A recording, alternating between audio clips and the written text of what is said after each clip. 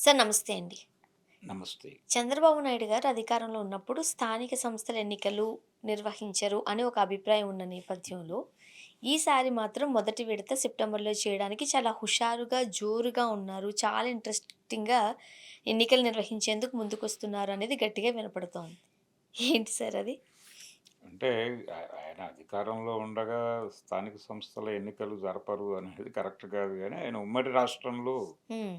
ముఖ్యమంత్రిగా ఉన్నటువంటి ఆ 9 సంవత్సరాల కాలంలోనూ స్థానిక సంస్థల ఎన్నికలు జరిగాయి. మరెందుకొచ్చింది ఈ అభిప్రాయం? జరిగాయి అంటే 2014 ఆయన కొత్తగా ఏర్పడిన ఆంధ్రప్రదేశ్ రాష్ట్రానికి తొలి ముఖ్యమంత్రి అయిన తర్వాత కొన్ని ఎన్నికలని ఆయన నిర్వహించడంలో కొంత జాప్యం అంటే అక్కర్లేదులే అన్న ధోరణిలో వ్యవహరించాడు. ఇప్పుడు మళ్ళీ గెలిచిన తర్వాత దాని మీద రకరకాల ఆలోచనలు చేస్తున్నాడాయన.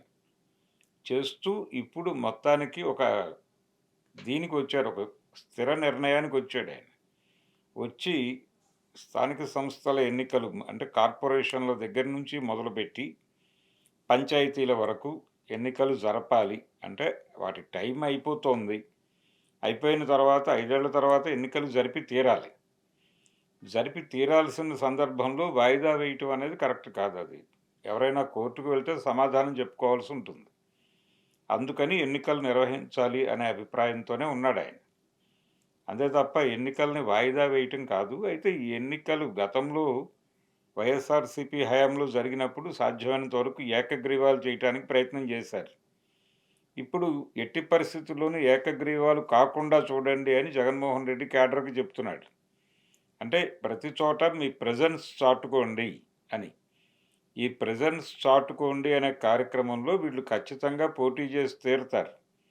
కాబట్టి ఇదొక సెమీ ఫైనల్స్‌గా మారే ఛాన్స్ ఉంది. రాబోయే ఎన్నికలకి ఇది సెమీ ఫైనల్స్‌గా చూస్తున్నాడు జగన్మోహన్ రెడ్డి.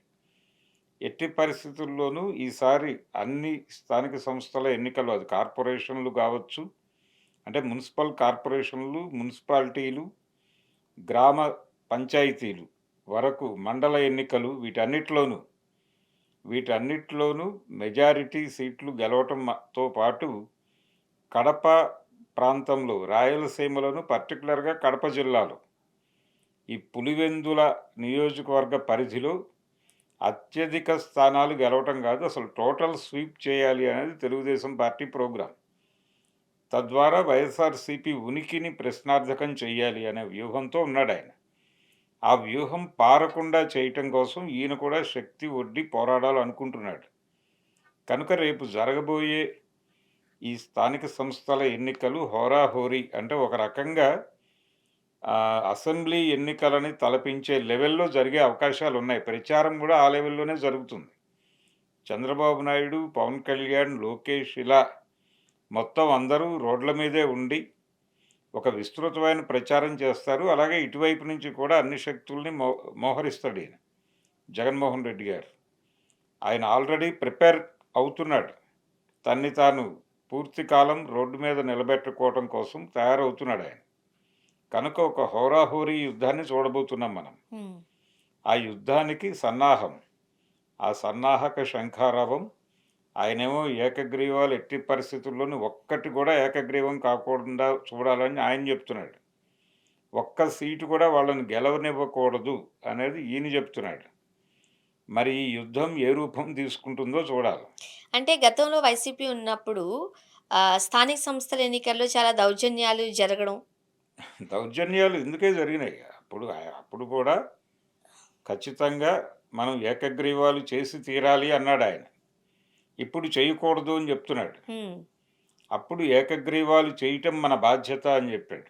ఏకగ్రీవం చేయటం అంటే ఇంకెవరు పోటీలో ఉండకూడదు. ఇప్పుడు వీళ్ళు కూడా దానికేం అంటే తగ్గట్లే. అంతే తగ్గరు. హోరాహోరీగా వీళ్ళు కూడా రెడీ అవుతున్నారు ఏకగ్రీవం అదే ఆ అవ్వడానికే. రోజున యుద్ధం జరిగింది. ఆ రోజున యుద్ధం జరిగింది. ఈ రోజున యుద్ధం జరుగుతుంది. అసలు ఈ ఏకగ్రీవాలు చెయ్యాలి, ఏకగ్రీవాలు చెయ్యకూడదు అనే నినాదంలోనే గందరగోళం ఉంది. అంటే ఇది ప్రజాస్వామ్యం కాబట్టి ఎన్ని పార్టీలైనా కంటెస్ట్ చేయాలి. ఆ పార్టీల నుంచి తమకి ఎవరు బాగుంటారని అనుకుంటారో ప్రజలు వాళ్ళని ఎంపిక చేసుకుంటారు. ఈ స్వేచ్ఛ ప్రజలకు ఉండాలి. అంతే తప్ప మీరెవరు ఏకగ్రీవాలు చెయ్యాలనుకోవటానికి, చెయ్యొద్దు అనుకోవటానికి రాజకీయ పార్టీలకి హక్కు లేదు. హ్మ్.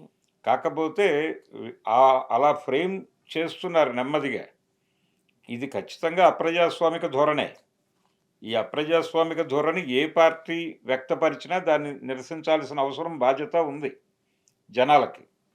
అలాగే ప్రజా సంఘాలున్నాయి ఆంధ్రప్రదేశ్‌లో.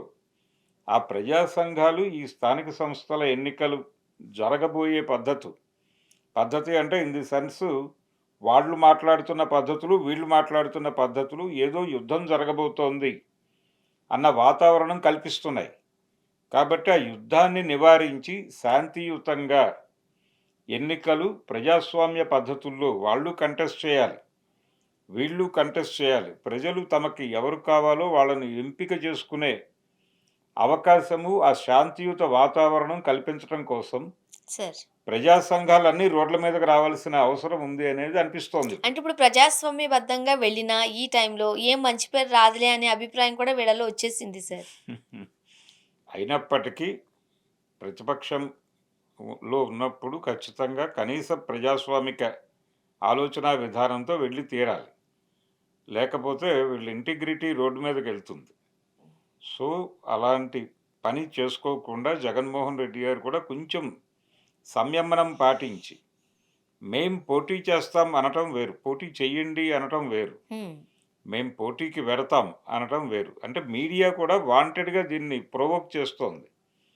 ఆయన అధికారంలో ఉన్నప్పుడు అదే మాట్లాడాడు. ఎట్టి పరిస్థితిలోనూ ఏకగ్రీవాలు అయి తీరాలి అని ఆ రోజున మాట్లాడిన మాటలు, ఆ రోజున పేపర్‌లో పబ్లిష్ అయినటువంటి వార్తలు, వీటిని ఇప్పుడు విపరీతంగా సర్క్యులేట్ చేస్తున్నారు. చేస్తూ ఇప్పుడు ఆయన ఎట్టి పరిస్థితిలోనూ ఏకగ్రీవాలు కాకుండా చూడండి అని మాట్లాడుతున్నాడు. అప్పుడేమో అవ్వాలన్నాడు, ఇప్పుడు కాకూడదు అంటున్నాడు. కాకూడదు.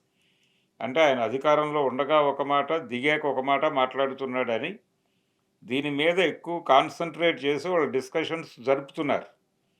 కాబట్టి అలాంటి అవతల వాళ్ళు వీళ్ళ మీద చర్చలు పెట్టే పరిస్థితి కల్పించకూడదు.